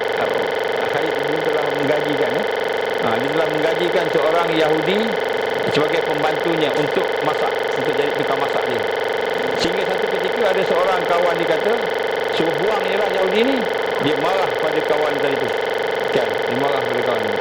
Dia sayang dengan Yahudi. Hitler ni sayang dengan Yahudi. Malahan Dr. Edward Bloch adalah merupakan seorang doktor medical, a Jewish physician. Jadi rupanya Hitler punya family doctor pun seorang Yahudi. Dia kaya kat Yahudi ni. Dan Bloch telah pun merawat Yahudi, merawat Hitler, dan maknya yang ketika itu sakit berhadapan dengan kanser. Jadi ketika sehinggalah maknya meninggal dunia, ketika masa tu dia jadi pemimpin dia jadi leader lah. Dia kata apa, dia kata saya berterima kasih kepada kamu, and I shall be grateful to you forever. Saya terima kasih kepada kamu untuk selama-lamanya, kata Hitler kepada Adolf Box tadi, doktor tadi. Dan dia telah pun mengirim kepada doktor itu postcard yang mana dia sendiri lukis kat postcard tersebut, dan dekat situ disebut from your ever grateful patient Adolf Hitler. Jadi Adolf Hitler ini sebenarnya dengan orang Yahudi ini sangat rapat. Jadi sehinggalah satu peringkat dalam kenyataan dia seolah-olah disebut dia adalah seorang Yahudi, sehingga dia rasa dia sebenarnya Yahudi. Dan inilah perkara yang dia pernah sebut. Jadi sebab itulah kita lihat bagaimana apabila Hitler memegang kuasa, dan apabila dia telah diberikan satu kekuatan yang luar biasa yang digambarkan dalam sejarah tadi, maka tiba-tiba dia membunuh 6 juta orang Yahudi dalam peristiwa Holocaust. Jadi kita melihat bagaimana apa yang berlaku kepada Hitler itu rupa-rupanya adalah merupakan perancangan-perancangan yang mereka buat kepada pimpinan-pimpinan yang mereka. Jadi sebab itulah tuan-tuan dan puan, saya minta maaf sebut pada malam ni, sekiranya kita rasa bahawa pemimpin-pemimpin kita ni nampak baik, nampak okey, nampak elok, kita kena tengok bukan daripada satu sudut je, kita kena tengok banyak sudut. Ni nak pilihan raya ni tak lama lagi ni, kita kena tengok dari sudut yang banyak supaya kita tidak memilih mereka yang sama macam Hitler, nampak baik, nampak apa, tapi rupa-rupanya dia hanyalah merupakan tonggangan. Jadi ini antara kita nampak perancangan atau antara tipu daya yang ada dalam peperangan dunia yang ketiga, yang mana dia datang dalam bentuk yang begitu halus, sehingga kita tak nampak. Tapi yang kita nampak apa berlaku, hanya yang kita nampak. Antaranya akan berlaku economic catastrophe. Kita akan nampak berlaku masalah ekonomi. Masalah ekonomi. Jadi dia akan sebutlah ni A, B, C, D dan sebagainya. Tapi sebenarnya masalah ekonomi boleh diselesaikan dengan izin Allah, insya-Allah. Kemudian akan berlaku climate change. Akan berlaku perubahan cuaca yang menyebabkan berlakunya kebuluran.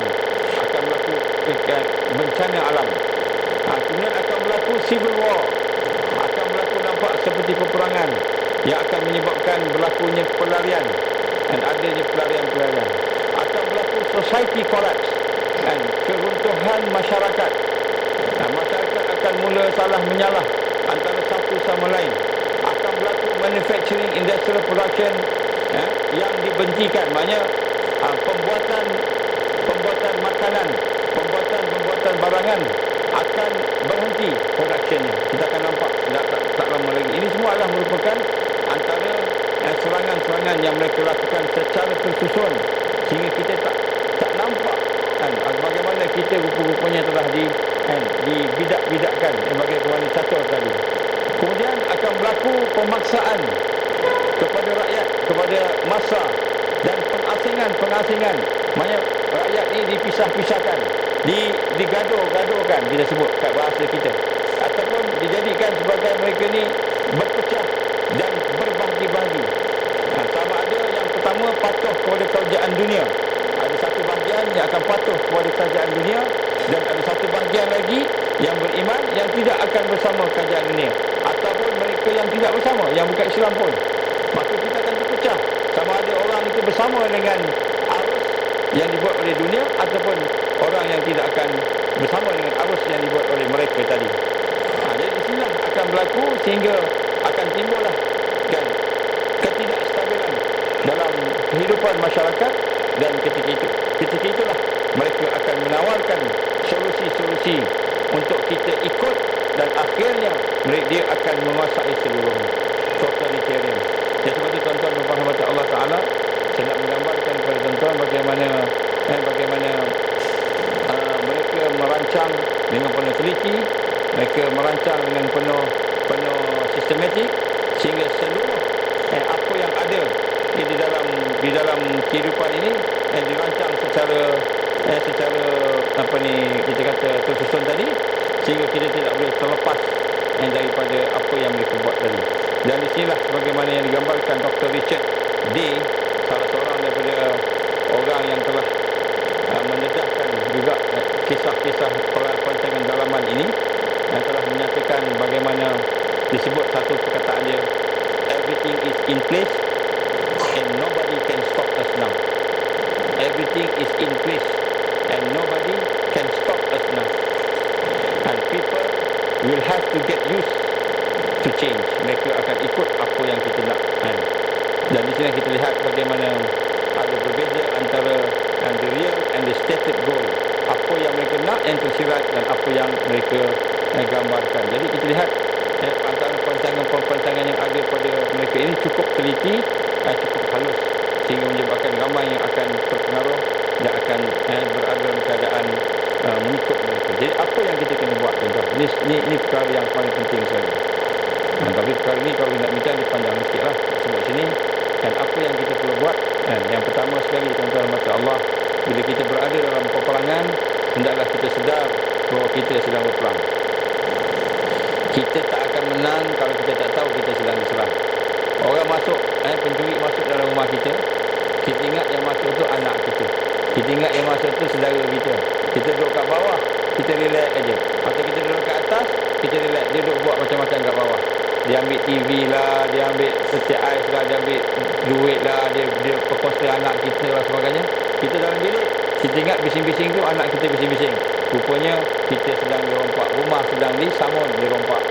Jadi satu, kita akan tewas apabila kita tidak faham, tidak sedar, dan kita tidak mengetahui bahawa kita ini sebenarnya sedang diserang.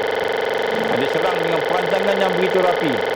Perancangan yang begitu rapi. Ada banyak rujukan-rujukan yang tuan-tuan boleh ambil, boleh dapat untuk baca dan tengok balik. Kaki dengan sendiri tengok. Yang pertama, kita mesti sedar bahawa kita sedang berada dalam keadaan diserang. Nombor satu. Yang kedua, tuan-tuan mata Allah, apabila kita berada dalam keadaan diserang, mana sebenarnya kita dalam kesusahan. Walaupun kita boleh makan, boleh minum, boleh bekerja, boleh buat apa saja yang kita nak buat pada hari ini, tapi rupa-rupanya kita berada dalam keadaan yang cukup susah. Kalau yang kita rasa senang ni, kalau tak pegang, kita akan lagi senang lagi. Saya bagi satu contoh. Hari ini kita boleh makan lagi, boleh beli ikan, boleh beli telur, boleh beli ayam dan sebagainya. Itu pun kita berebut-berebut nak beli ayam. Ayam pukul 8 dah habis dah. Kena pergi awal contohnya. Kalau pergi ke supermarket nak beli ayam organik, dia kata satu keluarga paling kuat boleh ambil 2 ekor disebut. 2 ekor maksimum boleh ambil. Satu ekor tu ambil, satu ekor tu biasa. 2 ekor tu maksimum. Jadi sekarang ni dah mula ada sekatan-sekatan. Itu siapa yang nak beli lah. Tapi kita masih lagi boleh makan ayam, masih lagi boleh makan telur, boleh makan nasi, boleh pergi sana sini, boleh berjual beli, boleh masih lagi boleh. Kita kata oh tak apalah, biasalah, susah sikit-sikit. Rupa-rupanya sekiranya kita tidak diserang, tidak disusun dengan penyusunan jahat tadi, maka rupa-rupanya hidup kita akan lebih baik daripada yang ada pada hari ini. Lebih baik lagi. Mungkin hari ini kalau anak-anak nak sekolah, nak pergi sambung belajar ke UC, terpaksa ambil loan, ambil pinjaman hari ini lah. Kalau kita tidak berada dalam diserang ekonomi kita, dikuasai ekonomi kita, dikontrol ekonomi kita, anak-anak kita mungkin belajar daripada tadika sampailah UC, percuma. Kalau kita tidak diserang dengan pemimpin-pemimpin yang korup yang ada pada kita pada hari ini, contohnya pemimpin yang korup, maka sudah tentulah hasil negara tidak akan hilang. Habis. Tapi rupanya mereka rancang adanya kerajaan dalam kerajaan, adanya perancangan jahat mereka yang boleh halus, yang kita tak nampak tipu dayanya. Maka inilah keadaan hidup kita yang ada pada hari. Sebab itulah tuan-tuan mata Allah, akan sampai satu masa anak kita nak beli makan pun tak ada duit dah. Tak ada duit dah, kecuali duit yang mereka bagi. Kita nak beli makan, nak beli minum, beli susu anak, tak ada duit, kecuali duit yang mereka bagi sebagai Universal Basic Income, UBI. Dia akan bagi sampai peringkat bila dah penuh dengan kesusahan, hutang yang tinggi, yang banyak, negara hutang dengan sana sini banyaknya, maka kita dah tak boleh nak bayar hutang. Masa tu dia akan tawarkan solusinya, semua hutang dihapuskan, kami akan bagi kamu duit dalam bentuk digital 3,000 unit ke 3,000 ringgit ke setiap satu kepala dan sebagainya, boleh makan, boleh minum dan sebagainya. Tetapi adalah syarat-syaratnya. Contohnya rumah kamu kena cadangkan kepada Bank Dunia, tanah kamu letak di bawah Bank Dunia, kereta kamu letak bawah Bank Dunia, contohlah. Jadi mereka sedang mencengkam kita tanpa kita sedar. Sebab tu disebut kat sini, kita tak faham yang kita sedang susah sebab kita tengah perang. Dan bila kita tahu kita sedang susah sebenarnya, maka barulah kita akan bertindak. Apa tindakan? Nombor satu, tuan-tuan mata Allah, wajib kita kembali kepada Allah. Kerana sebagaimana saya sebut tadi, bila kita kaji tengok betul-betul, sungguh-sungguh kita tak boleh menang dah dari sudut asbab fizikal. Memang kita tak boleh menang. Sebab dia dah susun dah, Allah izin susun macam-macam lah. Tetapi wa makaru wa makarallah wallahu khairul makirin. Mereka rancang, Allah pun rancang, dan perancangan Allah itu yang paling baik sekali. Sebab itu nombor satu, tindakan kita, marilah sama-sama kembali pada Allah. Kita mentauhidkan Allah, kita menjadi orang yang muwahhidin, orang yang mentauhidkan Allah. Itu nombor satu. Kenapa? Apabila kita mentauhidkan Allah, walaupun kita sedikit, walaupun kita lemah, walaupun kita tak mampu, tak kuat, tetapi Allah akan memberikan kekuatan bagi kita. Allah akan memampukan kita. Allah akan memberikan kemenangan bagi kita. Syarat nombor satu, muwahhidin, iaitu kita mentauhidkan Allah. Nombor satu. Maka kita bina kekuatan iman kita, kekuatan hati kita, kekuatan pemikiran kita supaya sentiasa mengenal Allah. Yang ini perlu ada murabbi, perlu ada guru, perlu ada suasana tarbiyah, perlu ada. Jadi nombor satu. Yang kedua, tuan-tuan, apakah yang perlu kita buat? Hendaklah kita merancang supaya kita dapat berukhuwah, berkasih sayang sesama kita, membentuk kekuatan sesama kita, sehingga daripada kekuatan itu kita boleh menggabungkan tenaga-tenaga kita, membentuk satu suasana, satu keadaan yang kita tidak akan terikat dengan mereka. Inilah yang cuba kita buat sama-sama, insya-Allah. Macam yang saya telah umumkan sebelum ini, kita akan buat beberapa perkara, insya-Allah. Siapa yang berminat, bolehlah kita kumpulkan nama, kita kumpulkan kekuatan dan potensi masing-masing yang kita cuba susun. Bagaimana cara kita untuk independen daripada perancangan jahat mereka. Mereka merancang kita untuk menghancurkan kita, untuk menyesatkan kita, untuk memecah belahkan kita. Mereka merancang untuk menguasai ekonomi kita, merancang untuk nak mencederakan kita, menzalimi kita, merancang untuk nak membunuh umat-umat tadi. Tetapi kita tak mau ikut perancangan mereka, tak nak duduk di bawah planning mereka. Kita kena buat perancangan kita sendiri. Apa perancangan kita sendiri? Sama-sama kita berkumpul. Kalau hari ini masalah ayam contohnya, ayam masalah tu ada kartel ayam, ada macam-macam syubhah di dalam ayam tadi. Kita buat sendiri ayam kita. Saya dah dapatlah ramai dah berminat dalam mesej kata kami nak buat ayam sama-sama. So kita pakat-pakat buat. Begitu juga dengan lembu, kambing, begitu dengan peternakan, begitu juga dengan perkara-perkara yang lain. Maka kita cuba berpakat-pakat dan bersama-sama atas dasar kasih sayang, atas dasar kerana kita ingin mendapat redha Allah. Kita berpakat, kita buat sesuatu yang insya-Allah boleh tolong menolong. Inilah rahmat dan barakah. Bila kita mempunyai kekuatan itu, insya-Allah tuan-tuan dan puan, maka kita hidupkanlah takwa kita dalam ukhuwah tadi, hidupkanlah takwa kita dalam amalan kita. Maka kita carilah orang yang bertakwa untuk memimpin kita. Cari orang yang bertakwa. Jangan cari orang yang banyak duit, yang boleh beli kita dengan apa-apa kan. Jangan cari orang yang pandai cakap, yang boleh cakap retoriknya, yang boleh cakap macam-macam, mempengaruhi fikiran kita, jiwa kita. Cari orang yang bertakwa, yang boleh memimpin dan membawa kita. Bila kita bersama dengan orang bertakwa, hendaklah kita bersama-sama dengan dia untuk kita membina kekuatan kita. Dan di sinilah Rasul mengajak kita membina ta'ifah. Ta'ifah iaitu kelompok-kelompok yang boleh diberikan kemenangan oleh Allah. Maka solusinya sini tuan-tuan dan puan mata Allah, daripada ta'ifah tadilah kita merancang bersama-sama untuk menghidupkan sunnah-sunnah yang besar yang telah pun ditunjukkan oleh Rasulullah sallallahu alaihi wasallam. Inilah perkara yang perlu kita lakukan, insya-Allah. Dan saya ingat kita hanya ada dalam 6 bulan hingga 1 tahun pun, insya-Allah kita pun rasa macam dah lambat. 6 bulan hingga setahun untuk kita sama-sama cuba buat sama-sama apa yang patut kita buat secara perlahan-lahan, secara jama'i. Dan pada masa yang sama kita tolong menolong untuk berhadapan dengan bencana-bencana alam yang kita nampak makin lama makin kuat, termasuklah pandemik, serangan-serangan biological weapon. Semua dari solution lah. Semua dari solution, insya-Allah. Cumanya hendaklah kita bersama-sama. Ini secara ringkas. Jadi secara ringkasnya solusi dah ada. semuanya secara detailnya insya-Allah mungkin kita akan bincang dalam bentuk yang lebih kondusif lagi, lebih tertutup lagi, kita bincang sama-sama supaya kita dapat mempraktikkannya secara yang lebih tersusun insya-Allah. Jadi untuk ringkasan di sini kita nak sebut bahawa apabila dia kata we build sesuatu yang better, disebut apa tadi? We build build back better. Bila disebut build back better tu maknanya dia nak buat great reset. Great reset maknanya dia nak buat apa? Dia nak buat total control ke atas manusia. Siapa dia? Itulah digambarkan Al-Masih Dajjal. Bila sebut Al-Masih Dajjal ni, orang sains kata, mana ada Dajjal ni? Tak apalah. Kalau tak nak percaya tak apa. Tapi jangan kita bergaduh pula. Kalau pandangan kita tak sama dengan pandangan orang yang kita dengar, tak apa kita berlapang dada.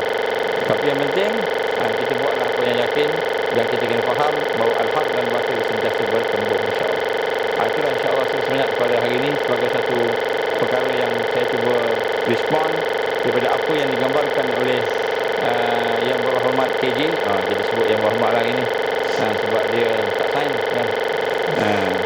Kalau dia sains kita sebut lain lah kan. Jadi insya-Allah kita harapkan apa yang kita sama-sama dedahkan, ramai NGO dedahkan tentang perkara-perkara yang berlaku itu akan mendapat satu pengajaran kepada mereka yang mengambil mudah tentang apa yang berlaku. Kita terutamanya daripada kalangan pimpinan-pimpinan negara, pimpinan dari sudut politiknya, pimpinan sudut yang lainnya, supaya kita kembali semula kepada Allah Subhanahu Wa Taala. Mudah-mudahan Allah akan memberikan kekuatan kepada kita. Build back better, build back better 666 kata Samina. Jadi insya-Allah mudah-mudahan kita sedarlah bahawa bila dia cakap baik, buruk. Buruk, cakap buruk itu baik. Itu dia terbalik dia belajar cakap terbalik. Dia cakap ini baik, kami nak tolong. Sebenarnya kami nak hancurkan. Kalau kata harus sesat, itu yang tak sesat. Dia yang sesat. Dia terbalik. Sebab itu disebut Al-Masih Dajjal dan tenteranya. Dia tutup kebenaran. Sekali lagi saya mohon kepada para alim kita, para ulama kita, para ustaz-ustaz, kita ketandusan para ulama, para pimpinan yang betul-betul memimpin rakyat, memimpin umat kepada kekuatan dan kebaikan. Marilah sama-sama kita bergabung tenaga, berlapang dada untuk kita sama-sama bersatu membina umat. Sesungguhnya berceramah, setakat berceramah, itu kakak tua pun boleh buat. Siapa-siapa pun boleh ceramah. Tetapi yang lebih penting bukan berceramah, bukan bagi tazkirah, bukan bercakap, tapi yang lebih penting ialah kita membentuk umat, memimpin umat kepada kekuatan, baiki umat, bina umat dengan Al-Quran dan Sunnah. Kita sama-sama turun ke padang menyelesaikan masalah umat. Apa masalah umat? Kita tolong, kita bantu. Bila kita tolong, kita bantu, mudah-mudahan barakahnya, rahmatnya bersama dengan kita insya-Allah. Itulah saya menyeru kepada seluruh pimpinan-pimpinan pertubuhan, NGO, politik dan juga para ulama kita, alim ulama kita. Dan sesungguhnya tuan-tuan yang mempunyai ilmu, yang mempunyai kekuatan intelektual, marilah sama-sama kita memimpin umat untuk membangkitkan umat kepada kekuatan semula insya-Allah. Jadi insya-Allah untuk kita sebagai satu note yang terakhir, saya nak menyatakan ini salah satu daripada perkara yang kami bincang-bincang. Saya dapat tahulah perbincangan di kalangan para alim ulama kita baru-baru ini yang berlaku di negara kita, daripada pertubuhan ulama sedunia, daripada wakil-wakil daripada gerakan Islam dan sebagainya lah yang ada dalam masyarakat tersebut. Dan mereka sebenarnya melihat bahawa harapan kebangkitan dunia adalah dari sebelah Nusantara. Mereka melihat ini disebut sendiri oleh Abu Nawaf, iaitu merupakan wakil daripada Rabitah Ulama Palestin. Dia kata apa? Untuk membebaskan Masjid Al-Aqsa, untuk membebaskan Palestin, orang Palestin cuma boleh bertahan. Orang Palestin boleh bertahan untuk nak maintain apa yang ada setakat ini, itu pun banyak yang kenalah. Tetapi untuk membebaskan Masjid Al-Aqsa, membebaskan Palestin, maka dia kata kami yakin yang akan bantu ialah Nabi sebut dari sebelah timur, dan yang paling timur sekali ialah dari Malaysia, Indonesia, Filipina, kan, Thailand dan sebagainya. Jadi dia kata sebenarnya kami sedang menunggu orang-orang dari timur. Ini disebut oleh Syekh Abu Nawah. Dan inilah antara perkara yang juga diakui oleh ramai ulama-ulama yang mengkaji. Ya, sebab itu tuan-tuan dan puan, insya-Allah berita baiknya apa? Berita baiknya orang timur dipilih Allah sekiranya apa yang dihuraikan para ulama tadi. Dan apa lagi baik lagi? Maka bila dia disebut orang timur akan bangkit, insya-Allah maka Allah akan tolong mereka yang akan bangkit. Maka sebab itu kita kena betulkan niat kita, baiki diri kita, tingkatkan iman kita, mentauhidkan Allah dalam hidup kita. Kita belajar, kita mentarbiah diri kita, kita belajar dekat dengan Quran, dekat dengan dakwah, dan akhirnya insya-Allah pertolongan Allah akan bersama dengan kita. Kita akan membantu membebaskan Masjid Aqsa, dan bila kita dapat membebaskan Masjid Aqsa, insya-Allah kita akan membebaskan seluruh dunia daripada segala benda-benda yang kita nampak pada hari ini. Yang macam-macam kan. Tiba-tiba ada monkeypox lah, ada macam-macam chicken pox lah dan sebagainya. Jadi kita insya-Allah mudah-mudahan bila kita melihat akan hajat dan harapan para ulama yang ada tu, menyatakan bahawa insya-Allah kebangkitan dari sebelah sini, maka insya-Allah marilah sama-sama kita mendoakan dan berdoa supaya Allah masukkan kita dalam kelompok-kelompok yang membawa kepada kemenangan Islam, insya-Allah. Aku lihat hadza, astaghfirullahalazim li wa lakum. Insya-Allah saya minta maaf sekiranya apa yang saya sampaikan yang tidak sampai dan sebagainya. Mudah-mudahan Allah ampunkan kelemahan kita. Mudah-mudahan Allah berikan kekuatan bagi kita untuk memperbaiki kelemahan kita. Mudah-mudahan Allah berikan kekuatan untuk beramal istiqamah dengan amalan yang ikhlas dan kuat, insya-Allah. Kita sama-sama berdoa kepada Allah. A'udzubillahi minasyaitonirrajim. Bismillahirrahmanirrahim. Alhamdulillahirabbil alamin, wassalatu wassalamu ala asyrafil anbiya'i wal mursalin wa ala alihi wa sahbihi ajma'in. Allahumma innaka ta'lamu anna hadhihi al-qulub qad istamat ala muhabbatik wa taqat ala ta'atik wa tawahadat ala da'watik wa ta'ahadat ala nusrati syari'atik wa sikallahumma rabitataha wa adimuddaha wa hadiha subulaha واملأها بنورك الذي لا يخلو واشرح صدورها بفيض الإيمان بك وجميل التوكل عليك وأهلها بمعرفتك وأمتها رشاتك بسبيلك يا الله إنك نعم المولى ونعم النصير. اللهم يا مقلب القلوب ثبت قلوبنا على دينك وعلى طاعتك وعلى الجهاد في سبيلك. لا إله إلا أنت سبحانك إنا كنا من الظالمين. ربنا أتمم لنا نورنا واغفر لنا إنك على كل شيء قدير. ربنا لا تزغ قلوبنا بعد إذ هديتنا وهب لنا من لدنك رحمة إنك أنت الوهاب. ربنا هب لنا من أزواجنا وذرياتنا قرة أعين واجعلنا للمتقين إماما. اللهم يسر لنا أمورنا يا الله يا حي يا قيوم برحمتك نستغيث. يا الله يا حي يا قيوم لا إله إلا أنت. يا الله يا حي يا قيوم يا ذا الجلال والإكرام. اللهم اجعلنا من المؤمنين حقا. اللهم اجعلنا من المتقين حقا. اللهم اجعلنا من المحسنين. اللهم اجعلنا من المقربين. اللهم اجعلنا من الواصلين. اللهم اجعلنا من العارفين يا الله. اللهم اجعلنا من المحبين. اللهم اجعلنا من الصديقين والشهداء والصالحين. اللهم اجعلنا من المهديين. ربنا آتنا في الدنيا حسنة وفي الآخرة حسنة وقنا عذاب النار. ربنا تقبل دعاءنا إنك أنت السميع العليم وتب علينا يا الله إنك أنت التواب الرحيم. وصلى الله على سيدنا محمد وعلى آله وصحبه وبارك وسلم. سبحان ربك رب العزة عما يصفون. السلام على المرسلين والحمد لله رب العالمين. سبحانك اللهم وبحمدك أشهد أن لا إله إلا أنت أستغفرك وأتوب إليك. بسم الله الرحمن الرحيم. والعصر إن الإنسان لفي خسر إلا الذين آمنوا وعملوا الصالحات وتواصوا بالحق وتواصوا بالصبر. وبالله التوفيق والهداية. السلام عليكم ورحمة الله وبركاته.